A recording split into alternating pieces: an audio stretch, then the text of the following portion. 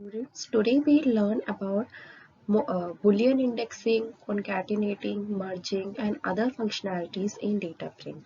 Let's see. So what do you mean by Boolean indexing in data frame?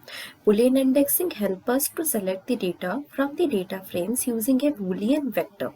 Now you all know about what are the two entries being made in Boolean sectors. There are two entries, that is either it could be true or it could be false, isn't it? So we create a data frame with a Boolean indexing to use the Boolean index to use a Boolean indexing. Okay, so there is some Boolean index to insert the organize it in what Boolean indexing. So what could be the index for Boolean? Either in true format or in the false format. There could be only two indexes. Okay, according to that only we could be able to arrange our data. So here I am making you understand through one example. Say I have inserted the pandas and I have inserted a dictionary with the name DIC. Here I have inserted two entries, that is name and age. Next, data frame is being stored in what? In DF. Here I am calling the dictionary, and the dictionary would be indexed with true, false and true entries. Since there is three entries, that's why I have written true, false and true. Okay, next I'll print the data frame. Next I'll print df.log true. Log true means what? It will return the data frame where index is what? True. So where the indexed true is there, first index and the third index is there, so it will return the first and third index, and then I will do what? Print.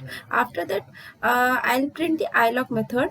In ilog method what we have to do? We have to write the integers. So in ilog method I have written what? 1. Okay, 1 means what? 1 means what? Like it is 0, 1, then 0, then 3. So in ilog method 1 is being written over here. So 1th index, whatever the index is there in 1th index, it will return that value. So you can see the result how it is being displayed. Okay, your next part is concat operation in data frame. As you know, concat meaning is what? To combine the things. Okay, so pandas provide various facilities for easily combining together series or data frame. The index is there, pd.concat objects comma x is equal to 0 comma join equal to outer comma join x is equals to none, then ignore index equal to false. Here objects is what? This is a sequence or mapping of series, data frame or panel objects. Access is what? From 0 to 1. Default will be what? 0. If you don't write any access, then it will take the default as what? 0. This is the access to concatenate along. Next, join is what? Either we have to write inner join or outer join. Default will be what? Outer join. If you don't write anything, then the default will be what? Your outer join. How to handle indexes on other accesses? Outer for union and inner for intersection. Okay. Next, ignore index boolean, that is default will be false. If true, do not use the index values on the concatenation axis. The resulting axis will be labeled from 0 to n minus 1. Next, join axis. This is the list of index objects, specific indices to use for the other n minus 1 axis instead of performing inner or outer set of logic. This is the functions being used in what? Inner concatenate functional. Okay, the concat performs concatenate operation along an axis. We can see the example for that. You can have the better view in this. Now see the example over here, what is being written. See, I have inserted the pandas and I have inserted two dictionaries, dictionary 1 and dictionary 2. Okay, there is some values, id, value 1 and value 2. Three columns are there. I have entered five entries in all the columns. Next, in dictionary 2 also I have entered the id, value 1 and value 2, but the data which is being inserted over here are different in both this. Okay, but the column name is same.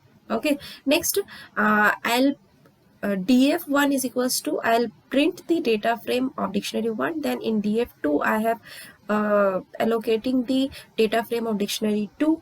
okay, in first dictionary 1, then in dictionary 2, then in df3 what I am doing, pd.concat, I am doing the concatenation part. Okay, so pd.concat, which two concatenation to be done, df1 and df2. Since I haven't written over here anything else, so the default values will be taken. Okay, so see, the default values has been taken over here, like 1 2 3 4, whatever the data is there, you can see here.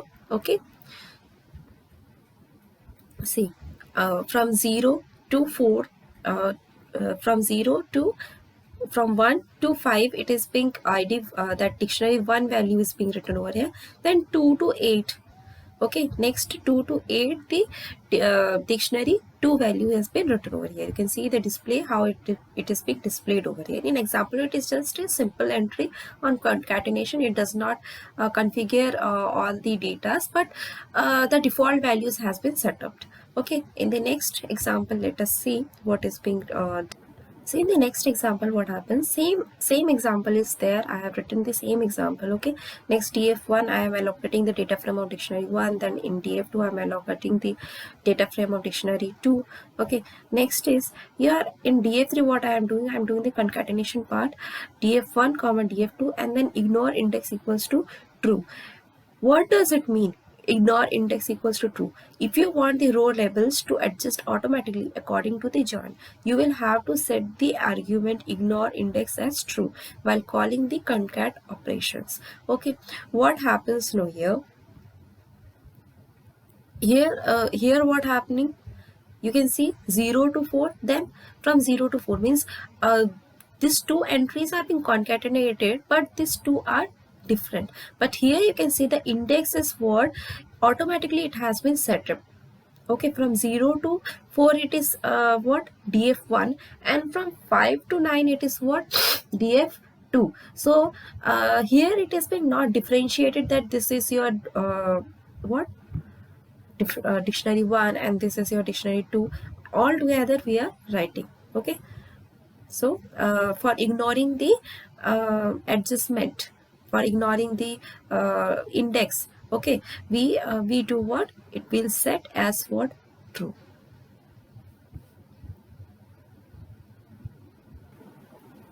Now in example 3, I have taken the same example. You can see, like, I could not identify that which one is my data 1 and which one is my data 2. So pandas also provide you with an option to label the data frames. Okay, how could you label the data frames? According to here, that I have inserted one string like data 1 colon df1, means my df1 value will be stored, will be shown as what, your data 1, and df2 will be shown as what, your data 2. Okay, this labeling I have allocated in which identify in merge. Okay, so now I'll concatenate what, I will call what, merge part. Okay, so you can see that data 1 is being differentiated over here and data 2 is being differentiated over here. This just making the difference between these two dictionaries to allocate or to identify which dictionary it is. Okay, now in the example 4, what I am doing here, I have called this two data frame. After that, what I am doing, I am concatenating the df1 and df2, and I am writing here x is equals to 1. Then what does it x is equal to 1 indicate? To concatenate the data frame along column, you can specify the access parameter as what, 1. Means like in the previous one, what happens if I am not giving any access, then the default access will be what, 0. And what does it mean by 0? It will display, like first parameter is being displayed in the top and the second dictionary will be displayed in down. But if I indicate that access will be 1, then what happens now, that indices will be 0 to 4 and the first dictionary will be displayed here in the left side and the second parameter will be displayed in where, in your right side. Okay, now next part is a merge operation in data frame. What do you mean by merge operation? Two data frames might hold different kinds of information about the same entity and linked by some common features or column. To join these data frames, pandas provide multiple functions like merge, join, etc. So let us see the example for this. I have inserted the 3 dictionaries. Here my dictionaries are being inserted over here. You can see that in dictionary 1 I have inserted ID, then value and value 2. In each the column I have 5 entries each. In dictionary 2 also 5 entry each I have put. In dictionary 3 you can see there is ID and only value 3, means there is some unique ID from 1 to 11. Okay, next is value 3 from 12 to 23. Next I will call all the threes or all the data frame. In df1 I am calling dictionary 1, in df2 I am calling dictionary 2.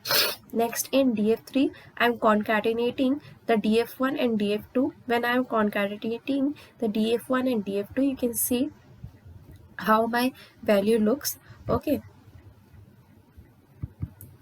see here, here my value will be concatenated. In df4 what I am doing, I am calling the data frame of dictionary 3, and then in df5 I am merging the df3 one and df4 and on id. Okay, on id means what? This will give the common rows between the two data frame for the corresponding column values with id. Okay, means this will keep only the common value data only it will display. Okay, like in dictionary you can see up to 8 it is available, but after 8, 9, 10, 11 entries are not available. In what? In dictionary 1 also not available, in dictionary 2 also not available. While dictionary 1 and dictionary 2 are being concatenated, but then also there is 9, 10, 11 entries are not there. So in this part, in merging part, what happens? No, the unknowing parts are being neglected. Okay, so this will give the common rows between the two data frames for the corresponding column values of id. Okay, now in some cases what happens, no, like there may be the column on which you want to merge the data frame have different names, like in this case. Okay, so for such mergers you will have to specify the argument left on as the left data frame name and right on as the right data frame name. Okay, just write here left on id and right on id. So whatever the data will match in all the two ids, that data will be displayed over here. Okay, now your next part is join operation in data frame. It is used to merge data frame based on some common column or key. There are various types of join. One by one we will deal. First one is a full outer join. The full outer join combines the results of both the left and right outer joins. The join data frame will contain all records from both the data frame and fill in nans. Nans means what? The data uh, where the value is missing. Okay, missing mismatch on either side. You can perform a full outer join by specifying the how arguments as outer in merge function. Okay, let's see. Here is an example. I have inserted two dictionaries. My values are being inserted over here.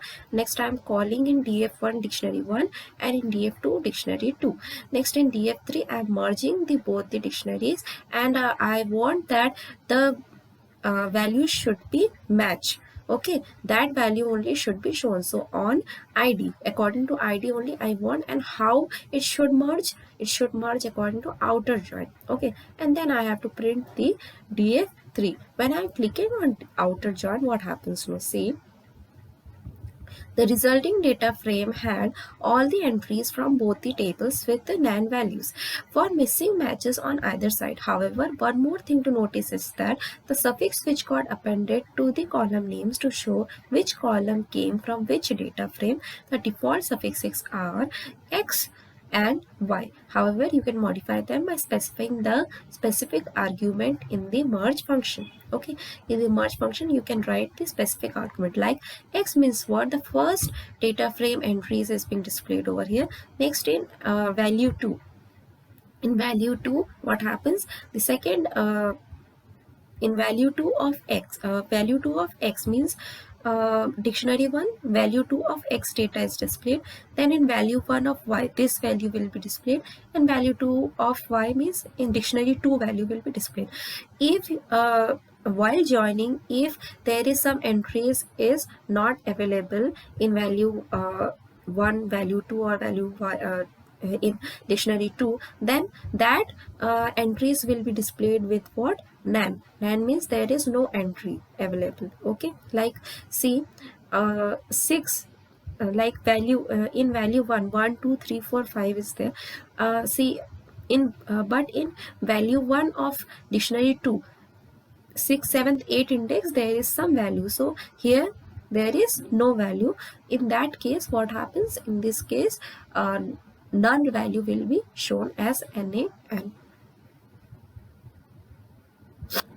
Next, if you want to give some suffixes, then in this line itself you can add suffixes equal to left and right. So left, so you can see the value 1 left will be shown, then value 2 left will be shown, then value 1 right, and then value 2 right. Value 2 right means dictionary 2 value will be shown, value 1 left means dictionary 1 value will be shown. Okay, and according to outer join we are joining these values.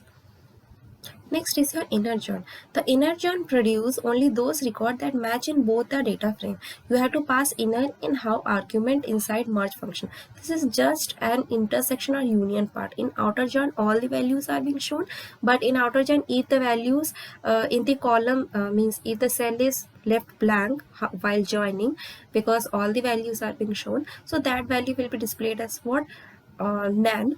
And inner join, the intersection part is displayed. The only value will be displayed which is common in both the data frame. Okay, so you can see here I'm merging the thing df1 and df2 on id. According to id it will show. Next, how to join inner. So you can see the entry which is common in both the cell is being displayed. So in id, which is common, second and third column is common. Common. So only second and third value will be shown, rest values will not be shown. Okay, next, right join. Right join produce a complete set of record from data frame B, right side data frame, with the matching record where available in data frame A. If there is no match right side with contain null, you have to pass right in how argument inside merge function. Okay, this happens for no, see, it will display only the values from 2 to 8. Okay, like 2 to 8 value will be displayed in the dictionary 1, means just it will subtract the thing. Okay, from dictionary 2 dictionary 1 will be subtracted. The if some values are available, like 2 and 3 values are available in dictionary 1, that value will be also shown. Okay, so what happens? 6, 7, 8 value, value 1 and value 2, there is no entry from dictionary 1, so that value will be shown as what? None.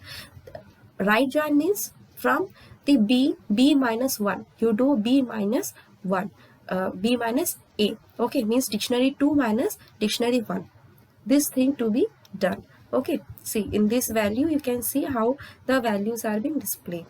Next is left.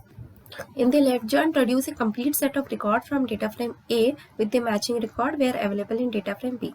Left join means A minus B. In right join, what happens? B minus A means A value will be shown but B value will not be shown, means dictionary 1 value will be shown, dictionary 1 minus dictionary 2 means dictionary 2 data will be deleted completely. So 1 to 5 is being displayed. Next, some values are common, like second and third is common, that's why we found the value here k, l and m, and kl and mn is available, so we have written over here. But index 1 is not available, so here we are writing what? None, and here also we are writing what? None. Okay, and fifth part is your joining on index. Sometimes you have to perform the join on the index on row labels. For that you have to specify the right index for the index of right data frame and left index for the index of left data frame as true. Okay, so see here you can see here, like df1 and df2 we have to index, and right index as true and left index as true, means both the index we have to show. So here you can see that from 0 to 4 you can see the 1 to 5 the left index is shown and the right index is shown. If I do what? Left index equal to false, then this index will not be shown. Okay, Next is your CSV file. See, what is CSV file? CSV is a comma separated value file which allows data to be saved in tabular format. CSV is a simple file such as a spreadsheet or database. Files in the CSV format can be imported and exported from programs that store data in tables such as Microsoft Excel or OpenOffice. The data which is being stored in Microsoft Excel, we can import that file where in our Python. Okay, the CSV files data fields are most often separated or delimited by a comma. Here the data in each row are delimited by comma and individually rows are separated by new line. To create a CSV file, first choose your favorite text editor such as Notepad and open a new file. Then enter the text data you want the file to contain, separating each value with a comma and each row with a new line. Okay, we have to separate each value with a comma and each row with a new line. You have to remember this. Save the file with the extension .csv. You can open the file using MS Excel or another spreadsheet program. It will create the table of the similar data. Okay, see, when you will open that CSV file in Excel, then you will get the entries like this. Okay, now how could you be able to read? pd.read CSV method is used to read a CSV file. Okay, let's see example. Import pandas as pd. Now df equals to pd.read CSV. Now I have to write here, or you can paste the location where my CSV has been stored, and then you have to print. When you will click on print, then this type of data will be displayed. Okay, if you want to export the data from data frame to CSV file, to export a data frame into a CSV file, you create a data frame, say df1, and use data frame to CSV as this method. To export the data from df1 into CSV file, .csv will be used. You can see I have written like L is my dictionary where I am storing these values. Next I am calling the data frame. Next, if you want that data frame should be exported, so I have to write df1 to CSV. Next, where I have to save it, I have to write that particular location. Okay, so in this type of format the CSV file will be shown. So students, thank you. This was your data frame. Okay.